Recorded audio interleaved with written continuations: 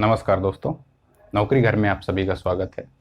आज हम लोग भारतीय संविधान की प्रस्तावना पर चर्चा करेंगे।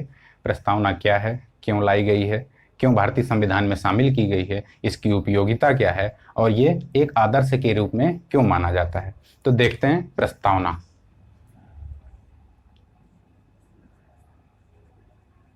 साथियों, प्रस्तावना जो है वो कहाँ से भारतीय संविधान में कहाँ से ली गई है, मतलब इसकी प्रेरणा कहाँ से ली गई है? अमेरिकी संविधान से। तो कहाँ से? अमेरिका से प्रस्तावना का आदर्श लिया गया है और सर्वप्रथम प्रस्तावना जो है अमेरिकी संविधान में ही शामिल किया गया था। तो भारतीय संविधान में जो प्रस्तावना का आदर्श लिया तो अमेरिकी संविधान से गया है, पर ये जो प्रस्तावना है इसको उद्देश्य प्रस्ताव का ही एक नवीन रूप माना जाता है। उद्देश्य प्रस्ताव का ये उद्देश्य प्रस्ताव क्या है साथियों? उद्देश्य प्रस्ताव वह है जिसे नेहरू ने 13 दिसंबर 1946 को पेश किया था सदन में और 22 जनवरी 1947 को यह पारित या स्वीकार किया गया था। ठीक है दोस्तों, तो इस उद्देश्य प्रस्ताव को ही इसका मॉडिफाइड रूप क्या है साथियों? प्रस्तावना है। प्रस्तावना को N.A. पालकीवाला, प्रस्तावना को ही N.A. पालकीवाला ने क्या कहा? N.A. पालकीवाला ने प्रस्तावना को संविधान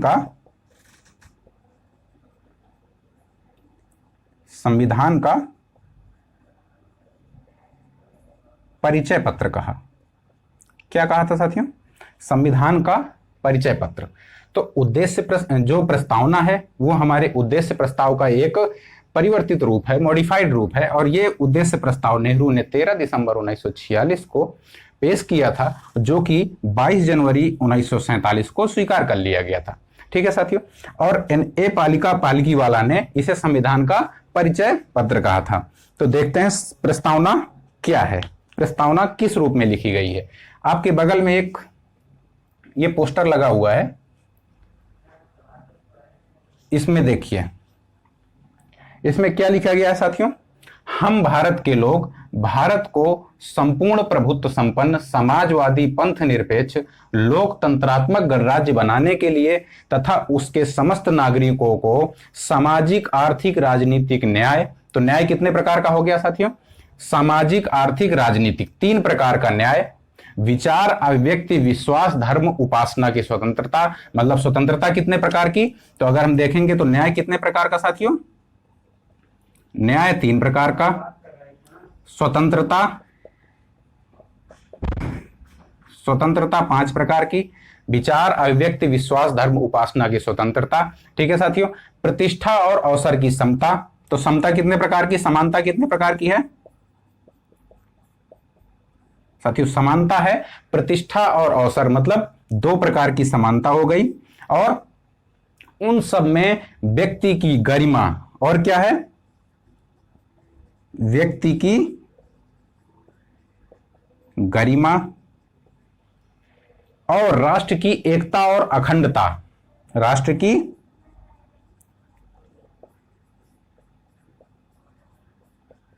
एकता और अखंडता। न्याय 3 प्रकार का दिया गया है, स्वतंत्रता 5 प्रकार की बताई गई है, समानता 2 प्रकार के कहे गए हैं, व्यक्ति की गरिमा की बात की गई है, राष्ट्र की एकता और अखंडता की बात की गई है, और सबसे अच्छी बात क्या और की गई है आदर्श रूप में? बंधुत्व को बढ़ाने की बात की गई है। क्या साथियों? ये लिखा है बंधुत्व को बढ़ाने के लिए। तो बंधुत्व को बढ़ाने के लिए हम सब लोग एकत्रित होकर अपने इस संविधान में आज तारीख, कौन सी तारीख? 26 नवंबर 1949। कौन सी तारीख है साथियों? 26 नवंबर 1949। मिति मार्ग शीर्ष शुक्ल सप्तमी संवत 2006 विक्रमी को अंगीकृत, अधिनियमित और आत्मार्पित करते हैं। तो साथियों, मेरे कहने का मतलब यह है कि ये जो तीन न्याय, स्वतंत्रता और समानता की जो बातें हैं, इनको आप लोग ध्यान से देख सकते हैं कि न्याय कितने प्रकार का है और कौन कौन सा है। सामाजिक, आर्थिक, राजनीतिक न्याय 3 प्रकार का है। स्वतंत्रता कितने प्रकार की है? 5 प्रकार की है। कौन कौन सी? विचार, अभिव्यक्ति, विश्वास, धर्म, उपासना की स्वतंत्रता। ठीक है साथियों। समानता कितने प्रकार का है? समानता है प्रतिष्ठा और अवसर की समता। तो ये चीज हमारे एग्जाम के लिए बहुत महत्वपूर्ण है। इनका सब पूरा क्रम जो है वो भी महत्वपूर्ण है। तो अभी अब हम आगे देखते हैं कि संविधान के जो प्रमुख तत्व हैं इनको कैसे बांटा जा सकता है। तो 3 प्रकार के संविधान के तत्वों को 3 प्रकार से बांट के देखा जा सकता है। कैसे? 3 प्रकार से। कौन कौन से? जैसे पहला, संविधान का स्रोत क्या है? पहला, स्रोत के रूप में। ठीक है साथियों। नंबर 1 स्रोत के रूप में। नंबर 2 क्या है? संविधान का स्वरूप। नंबर 2 क्या है? संविधान का स्वरूप। नंबर 3 क्या है साथियों? नंबर 3 है संविधान का उद्देश्य। नंबर 3 क्या है? संविधान का उद्देश्य क्या है। ठीक है साथियों। तो संविधान का स्रोत क्या है, संविधान का स्वरूप क्या है और संविधान का उद्देश्य क्या है। तो साथियों क्या है? संविधान का स्रोत क्या है, संविधान का स्वरूप क्या है और संविधान का उद्देश्य क्या है। तो संविधान के स्रोत के रूप में क्या कहा गया है? हम भारत के लोग, हम भारत के लोग। तो स्रोत क्या हो गया? स्रोत हो गया भारत की जनसंख्या, मतलब भारत के लोग या भारत की जनसंख्या ही इसका संविधान का स्रोत है। ठीक है साथियों। संविधान का स्वरूप क्या है? तो स्वरूप देखिए, संविधान के स्रोत के रूप में क्या है?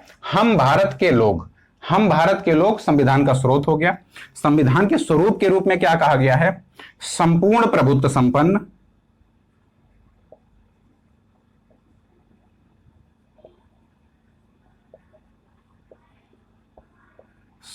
संपूर्ण प्रभुत्व संपन्न, ठीक है, समाजवादी, क्या साथियों? समाजवादी, पंथ निरपेक्ष,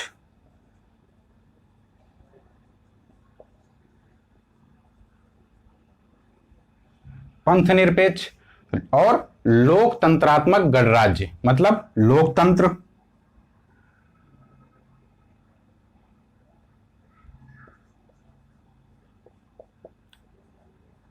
और अगला गणराज्य। तो साथियों स्वरूप क्या हो गया? संपूर्ण प्रभुत्व संपन्न, समाजवादी, पंथ निरपेक्ष, लोकतंत्र और गणराज्य। ये हमारे संविधान का क्या है? स्वरूप है। ठीक है। आगे देखते हैं इसका उद्देश्य क्या है। उद्देश्य क्या है साथियों? उद्देश्य यहां से चालू होता है, सामाजिक, आर्थिक, राजनीतिक न्याय। तो पहला क्या है? न्याय। बताया था न्याय कितने प्रकार का? सामाजिक, आर्थिक, राजनीतिक, 3 प्रकार का न्याय। विचार, अभिव्यक्ति, विश्वास, धर्म, उपासना की स्वतंत्रता। तो स्वतंत्रता कितने प्रकार की? 5 प्रकार की। तो इसका अगला उद्देश्य क्या हो जाएगा? स्वतंत्रता। स्वतंत्रता, प्रतिष्ठा और अवसर की समता, मतलब समानता। न्याय, स्वतंत्रता, समानता। इसके अलावा गरिमा, व्यक्ति की गरिमा, राष्ट्र की एकता और अखंडता,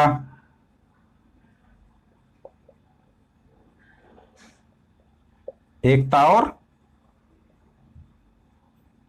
अखंडता।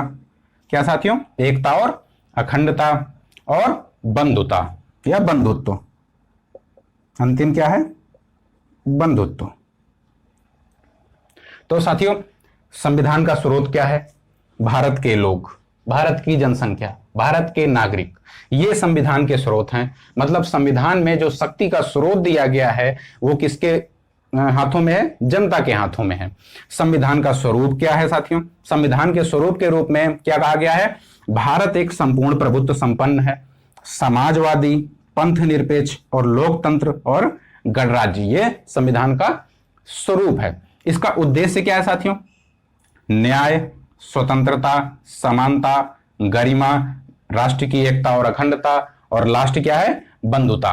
तो ये हमारे संविधान का क्या हो गया साथियों? संविधान के हमारे मुख्य तत्व हो गया। अब देखते हैं साथियों इनकी एक एक विशेषताएं, इनके सभी तत्वों को और उद्देश्यों को एक एक करके पूरा डिटेल से हम लोग चर्चा करते हैं, देखते हैं। तो सबसे पहले देखते हैं हम भारत के लोग, जो कि शक्ति का स्रोत है। हम भारत के लोग का मतलब क्या है? भारत की संपूर्ण जनसंख्या, भारत में रहने वाले सभी नागरिक, यही संविधान की शक्ति के स्रोत हैं। ठीक है साथियों। संपूर्ण प्रभुत्व संपन्न, अगला क्या है? संपूर्ण प्रभुत्व संपन्न। संपूर्ण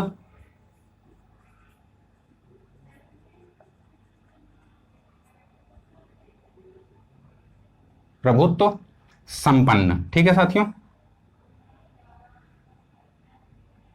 संपूर्ण प्रभुत्व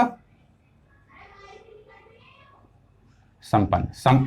संपूर्ण प्रभुत्व संपन्न का मतलब क्या है? भारत अपने सभी निर्णयों में संप्रभु है। ये मामले कौन कौन से हो सकते हैं? सभी मामलों में। ये साथियों मामले कौन से हो सकते हैं? आंतरिक मामले हो सकते हैं,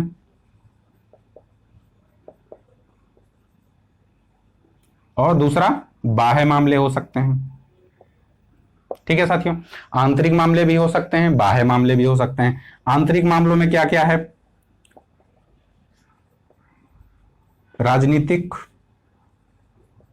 आर्थिक, सामाजिक, राजनीतिक, आर्थिक, सामाजिक और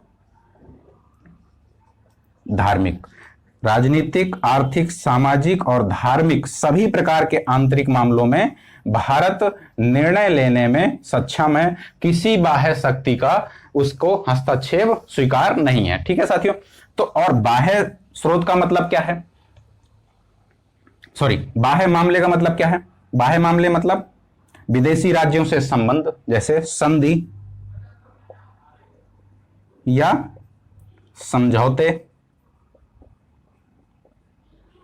संधि या समझौते। दूसरा क्या है साथियों? किसी भी विदेशी या दूसरे राज्यों से युद्ध या अन्य प्रकार की प्रतिक्रिया। ठीक है साथियों, क्या? संधि, युद्ध या अन्य प्रकार की शत्रुता संबंधी जो विषय होंगे वो सभी बाह्य मामलों में आते हैं, और इन सभी आंतरिक और बाह्य मामलों में भारत निर्णय लेने में संप्रभु है, मतलब किसी भी बाह्य शक्ति का हस्तक्षेप स्वीकार नहीं करता है। ठीक है साथियों, तो इसको कहते हैं संपूर्ण प्रभुत्व संपन्न। ठीक है साथियों, देखते हैं आगे। संपूर्ण प्रभुत्व संपन्न के बाद दूसरा क्या है? समाजवादी। तो समाजवादी क्या होता है, इसको देखते हैं।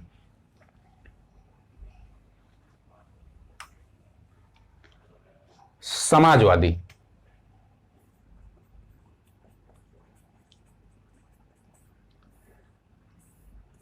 समाजवादी क्या है साथियों? साम्यवाद और समाजवाद, ये दो प्रमुख कॉन्सेप्ट हैं। भारत ने साम्यवाद को नहीं स्वीकार किया है, समाजवाद को स्वीकार किया है। मतलब साम्यवादी समाजवाद को ना स्वीकार करके भारत ने कौन सा समाजवाद स्वीकार किया है? लोकतांत्रिक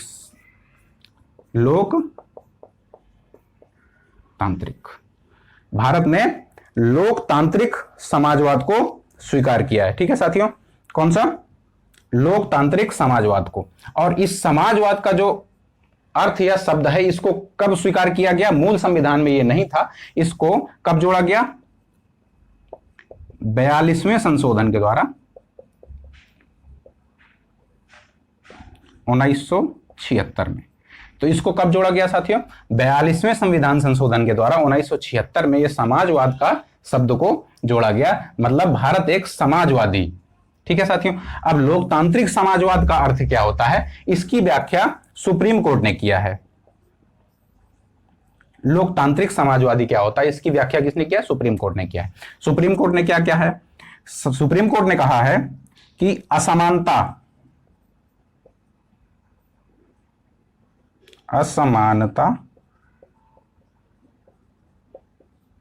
को दूर करना, भेदभाव समाप्त करना,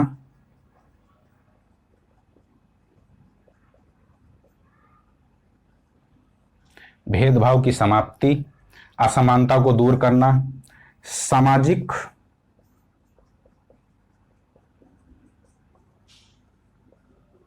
समता को स्थापित करना भारतीय परिप्रेक्ष्य में समाजवाद है। क्या है साथियों, असमानता को दूर करना, जैसे गरीबी, बेरोजगारी, अशिक्षा, ऐसी सभी प्रकार की सामाजिक कुरीतियों को दूर करना। सामाजिक कुरीतियों मतलब छुआछूत, भेदभाव, ऐसी सभी प्रकार की सामाजिक और आर्थिक, राजनीतिक सभी प्रकार की जो असमानताएं हैं उनको दूर करना, भेदभाव समाप्त करना और समाज में समानता और समन्वय का इसकी स्थापना करना, यही लोकतांत्रिक समाजवाद है। ठीक है साथियों।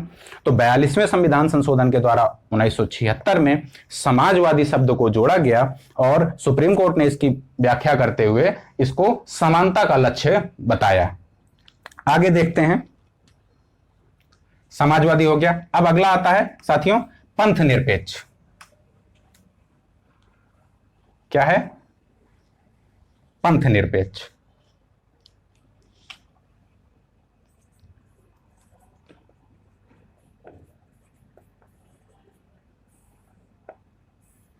क्या है साथियों, पंथ निरपेक्ष। अच्छा, पंथ निरपेक्ष को भी 42वें संविधान संशोधन के द्वारा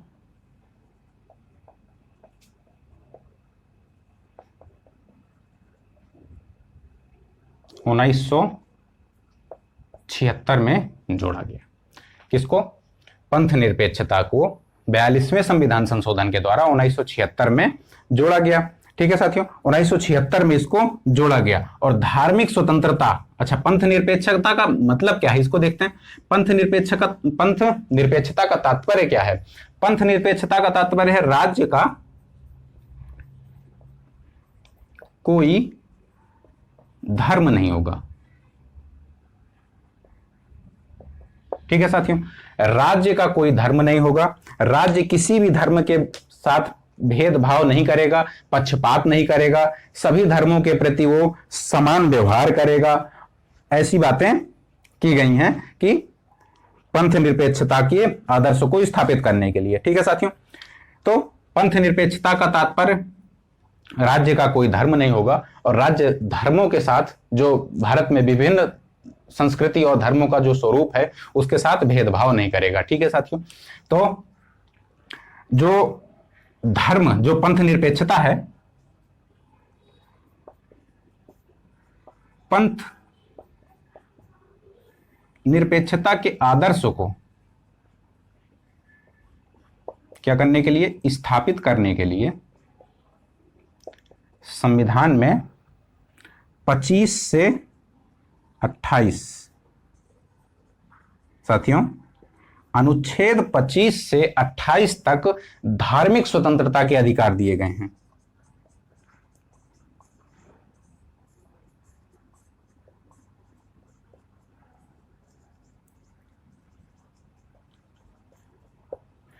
तो साथियों हम देख सकते हैं कि भले ही पंथ निरपेक्षता का शब्द 42वें संविधान संशोधन के द्वारा 1976 में जोड़ा गया, लेकिन जो उसका मूल उसका स्वभाव है, पंथ निरपेक्षता का जो तत्व है, ये हमारे संविधान में पहले से ही मूल रूप से ही अनुच्छेद 25 से लेकर 28 तक स्थापित हो चुका था। ठीक है साथियों, अगले शब्द की ओर जाते हैं, लोकतंत्रात्मक। क्या है लोकतंत्रात्मक, लोकतंत्र क्या होता है। लोकतंत्र,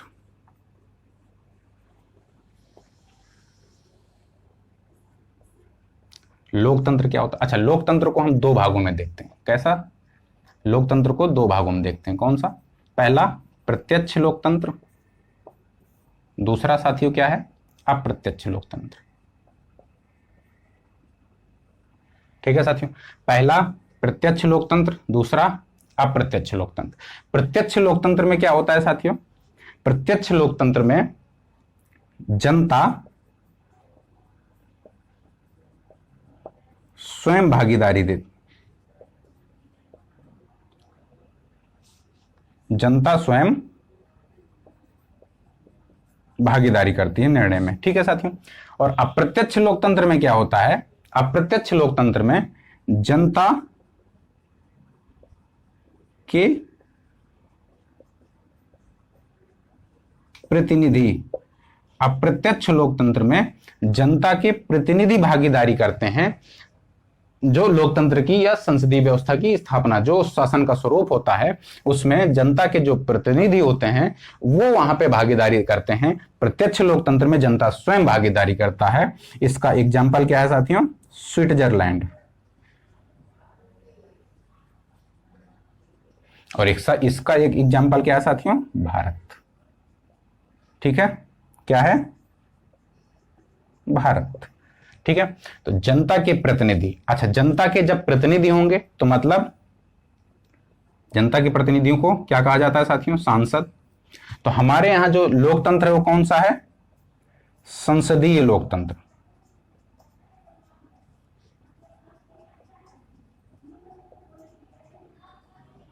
कौन सा है साथियों, हमारे यहां जो लोकतंत्र है वो कौन सा है, संसदीय लोकतंत्र को अपनाया गया है। तो लोकतंत्र का तात्पर्य है कि जनता द्वारा चुने गए प्रतिनिधियों का शासन। तो लोकतंत्र को अब्राहम लिंकन ने क्या कहा है, जनता का, जनता द्वारा जनता के लिए शासन ही लोकतंत्र है। ठीक है साथियों, लोकतंत्र हो गया। आगे देखते हैं गणराज्य, लोकतंत्रात्मक गणराज्य। गणराज्य क्या है,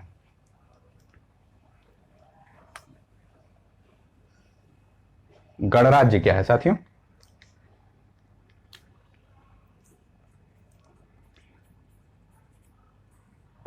ठीक है, गणराज्य का मतलब होता है किसी भी राज्य का प्रतिनिधि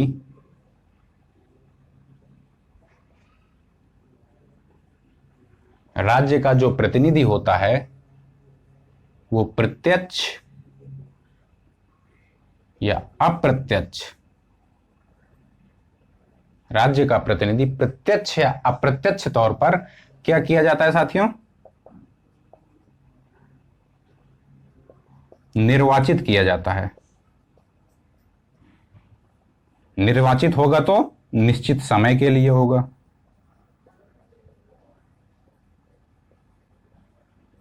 ठीक है, गणराज्य का तात्पर्य किसी भी राज्य का या देश का जो प्रमुख होता है वो प्रत्यक्ष या अप्रत्यक्ष तौर पर निर्वाचित होता है, मतलब वो वंशानुगत नहीं होता।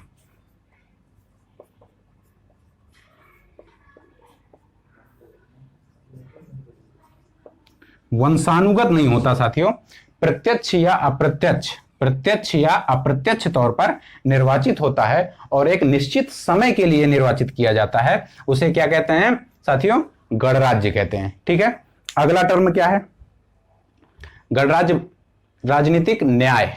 ठीक है साथियों, सामाजिक आर्थिक राजनीतिक न्याय। न्याय का विचार कहां से लिया गया है, न्याय का विचार लिया गया है रूस के संविधान से, या सोवियत संघ के जो रूसी क्रांति हुई थी उसमें न्याय के विचार को सर्वोच्चता प्रदान की गई थी और वहीं से न्याय का जो आदर्श है स्वीकार किया गया है साथियों। ठीक है, तो न्याय,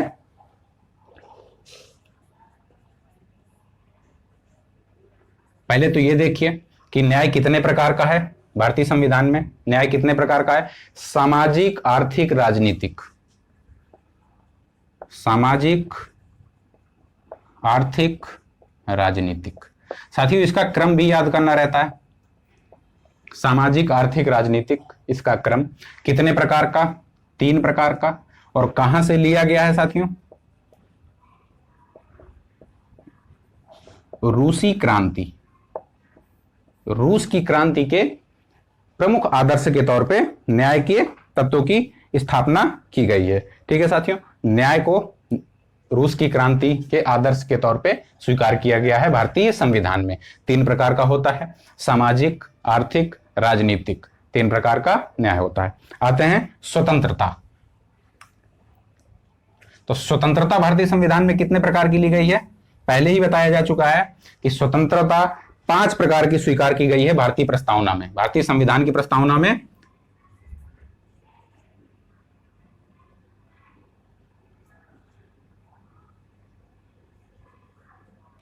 स्वतंत्रता कितने प्रकार की है साथियों? 5 प्रकार की है। ठीक है, 5 प्रकार की स्वतंत्रता है। कौन कौन सी है? क्रम से याद करना है। विचार, अभिव्यक्ति,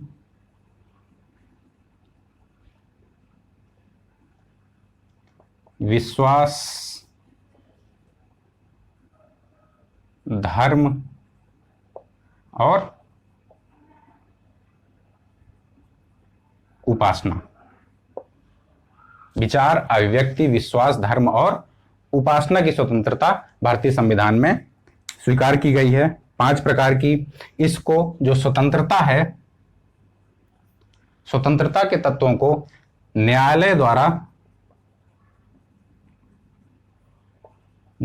द्वारा प्रवर्तनीय बनाया गया है। प्रवर्तनीय का मतलब, अगर स्वतंत्रता के अधिकारों का हनन होता है तो हम उस संदर्भ में या उस परिप्रेक्ष्य में सुप्रीम कोर्ट या हाई कोर्ट में हम अपनी याचिका दायर कर सकते हैं और हम न्याय की गुजारिश कर सकते हैं। ठीक है साथियों, तो स्वतंत्रता जो है 5 प्रकार की, विचार, अभिव्यक्ति, विश्वास, धर्म, उपासना, 5 प्रकार की स्वतंत्रता स्थापित करने का लक्ष्य रखा गया है।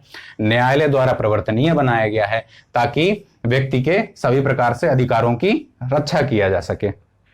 समानता, अगला तत्व कौन सा है साथियों प्रस्तावना का? समानता।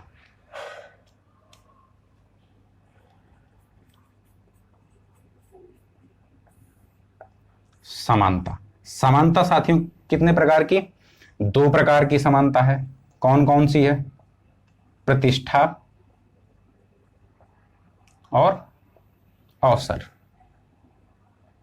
ठीक है साथियों, प्रतिष्ठा और अवसर की समानता का लक्ष्य रखा गया है कि भारतीय संविधान में प्रतिष्ठा और अवसर की समानता का लक्ष्य रखा गया है और समानता को स्थापित किया जाएगा। समानता 2 प्रकार से स्थापित किया जा सकता है। कैसे?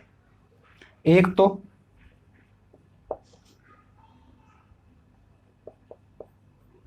नकारात्मक स्वरूप में, दूसरा सकारात्मक स्वरूप में। साथियों नकारात्मक स्वरूप का मतलब क्या है? नकारात्मक स्वरूप का मतलब है उच्च वर्ग से टैक्स लेकर और निम्न वर्ग या गरीब वर्गों के लिए लोक कल्याणकारी कार्य करना। यह क्या हो गया? नकारात्मक। ठीक है, समानता स्थापित करने का एक जरिया हो गया। और सकारात्मक जो स्वरूप समानता स्थापित करने का है वो क्या है? न्यायपालिका।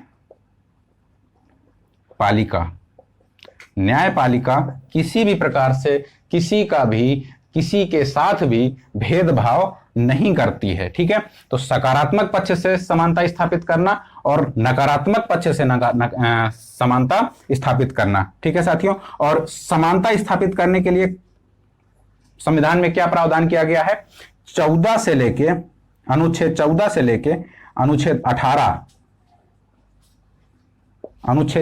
लेके अनुच्छेद 18 तक इसके विस्तृत प्रावधान किए गए हैं समानता को स्थापित करने के लिए। ठीक है साथियों, अगला देखते हैं समानता के बाद क्या है?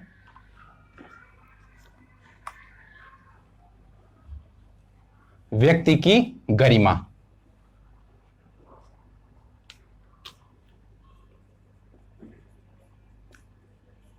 व्यक्ति की गरिमा। साथियों व्यक्ति की गरिमा का तात्पर्य क्या है? व्यक्ति को गरिमापूर्ण जीवन जीने का अधिकार प्रदान किया गया है। संविधान में अनुच्छेद 21 के अंतर्गत गरिमापूर्ण जीवन जीने का अधिकार प्रदान किया गया है। गरिमापूर्ण जीवन जीने का अधिकार अनुच्छेद 21 में प्रदान किया गया है। इसके विस्तृत आयाम निर्धारित किए गए हैं, जैसे सम्मान, ठीक है, स्वच्छ पर्यावरण, स्वच्छ पर्यावरण, आवास, मूलभूत सुविधाएं,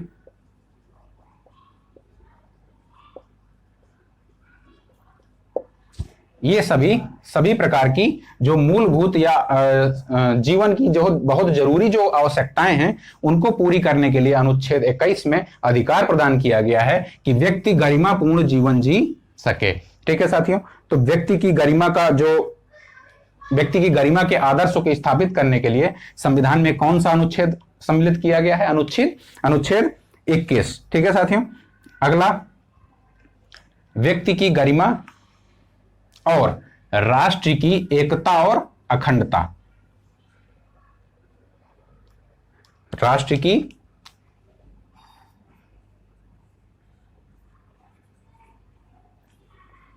की एकता एवं अखंडता। ठीक है साथियों, राष्ट्र की एकता जो है ये तो मूल संविधान में था, राष्ट्र की एकता मूल संविधान में था, लेकिन जो अखंडता है इस शब्द को 42वें संविधान संशोधन के द्वारा जोड़ा गया। कब? 1976 में अखंडता शब्द को 42वें संविधान संशोधन के द्वारा 1976 में जोड़ा गया। अच्छा, राष्ट्र की एकता और अखंडता, इसका जो तात्पर्य है, इसका मतलब क्या है? इसका मतलब प्रत्येक देश के प्रत्येक नागरिक का कर्तव्य, देश के प्रत्येक नागरिक का कर्तव्य निर्धारित किया गया है कि वो राष्ट्र की एकता और अखंडता को सुनिश्चित करे। अनुच्छेद 51 का में मूल कर्तव्यों के अंतर्गत राष्ट्र की एकता और अखंडता को स्थापित या बनाए रखने के लिए प्रत्येक व्यक्ति या नागरिक, देश के, भारत के प्रत्येक व्यक्ति या नागरिक की यह जिम्मेदारी है कि वह राष्ट्र की एकता और अखंडता को सुनिश्चित करे। ठीक है, इस प्रकार से हम लोगों ने देख लिया भारतीय संविधान के सभी प्रमुख तत्व। अब देखते हैं संविधान की उपयोगिता क्या है।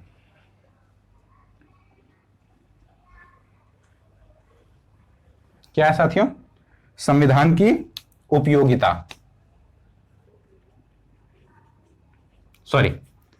प्रस्तावना की उपयोगिता क्या है?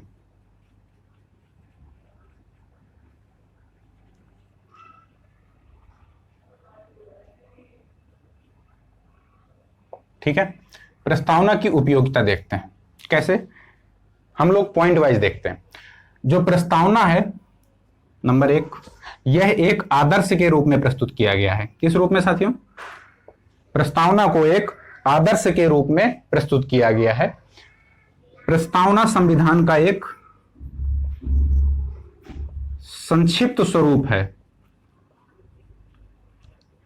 प्रस्तावना संविधान का एक संक्षिप्त स्वरूप है। तीसरा, प्रस्तावना जो है वो संविधान के स्पष्टीकरण में सहायक है।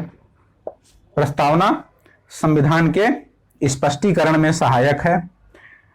अच्छा, एक और महत्वपूर्ण बात क्या है? अल्लादी कृष्णस्वामी जो अय्यर थे, जो अल्लादी कृष्णस्वामी अय्यर, तो जो अय्यर साहब थे,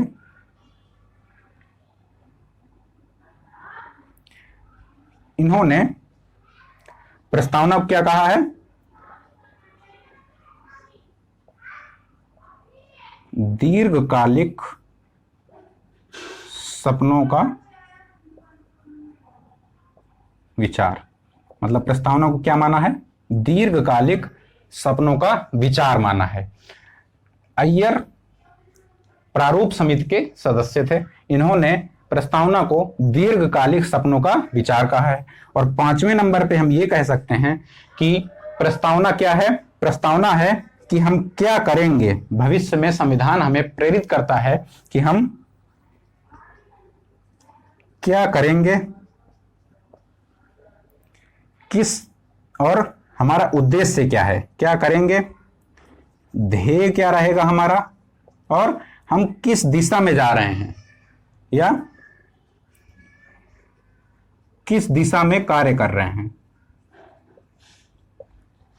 क्या करेंगे, उद्देश्य क्या होगा और किस दिशा में हम कार्य करेंगे, इसका भी जो वर्णन है, इसका जो विचार है, इसका जो आदर्श है, हमें प्रस्तावना में प्रदर्शित होता है। ठीक है साथियों, अब हमें लास्ट में केवल यह देखना है कि प्रस्तावना को संविधान का अंग माना जाता है या नहीं माना जाता है।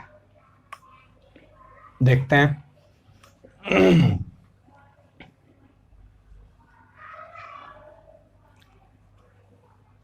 साथियों,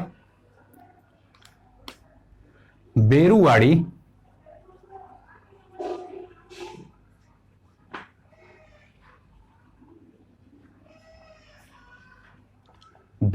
मामले 1960 में, जो एक बेरुवाड़ी केस हुआ था 1960 में, उसमें सुप्रीम कोर्ट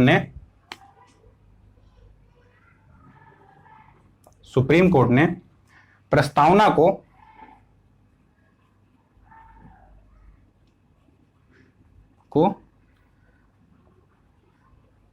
संविधान का अंग नहीं माना था। बेरुवाड़ी मामले 1960 में सुप्रीम कोर्ट ने प्रस्तावना को संविधान का अंग नहीं माना था। ठीक है साथियों, और गोलकनाथ मामला 1967 में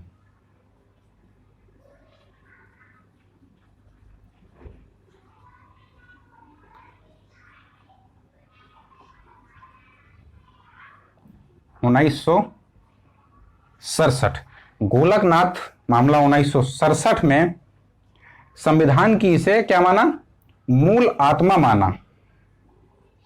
संविधान की इसे मूल आत्मा स्वीकार किया और क्या कहा कि यह शाश्वत है और अपरिवर्तनीय है।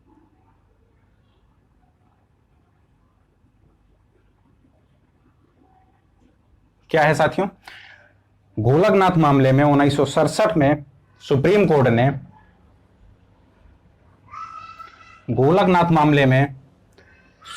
ने क्या कहा कि जो प्रस्तावना है वो हमारे संविधान की मूल आत्मा है, शाश्वत है और यह अपरिवर्तनीय है। ठीक है साथियों, आगे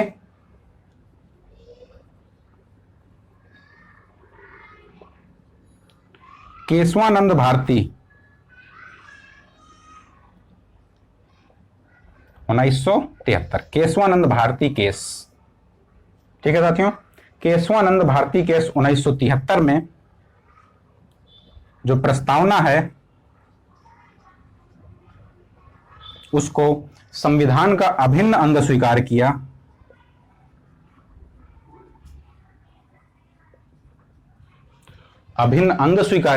और क्या कहा, परिवर्तनीय भी है, परिवर्तनीय है।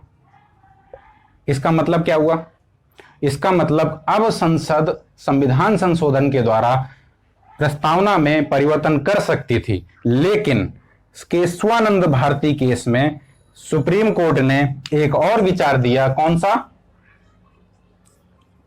आधारभूत ढांचा।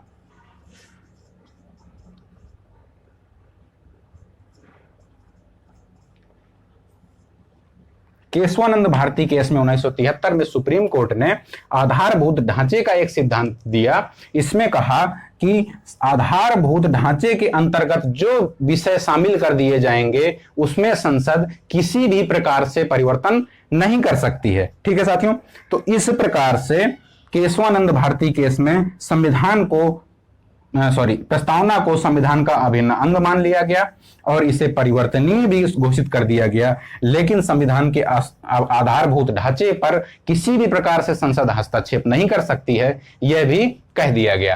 तो इस प्रकार से संविधान, सबसे पहले 1960 में बेरुवाड़ी मामला हुआ जिसमें संविधान को प्रस्तावना का अंग नहीं माना गया। उसके बाद गोलकनाथ मामला 1967 में हुआ जिसमें प्रस्तावना को संविधान की मूल आत्मा स्वीकार किया गया, शाश्वत बताया गया और अपरिवर्तनीय माना गया। ठीक, उसके बाद केशवानंद भारती 1973 के केस में क्या कहा गया कि संविधान का अभिन्न अंग तो है प्रस्तावना, लेकिन परिवर्तनीय भी है, मतलब परिवर्तन किया जा सकता है, लेकिन उसके आधारभूत ढांचे में परिवर्तन नहीं किया जा सकता है। और आधारभूत ढांचा क्या है? सुप्रीम कोर्ट ने कहा कि आधारभूत ढांचा हम समय समय पर निर्धारित करेंगे। तो इस प्रकार से हम लोगों ने पूरे प्रस्तावना को विस्तृत रूप से डिस्कस किया। आगे हम लोग संविधान का अगला चैप्टर डिस्कस करेंगे। धन्यवाद।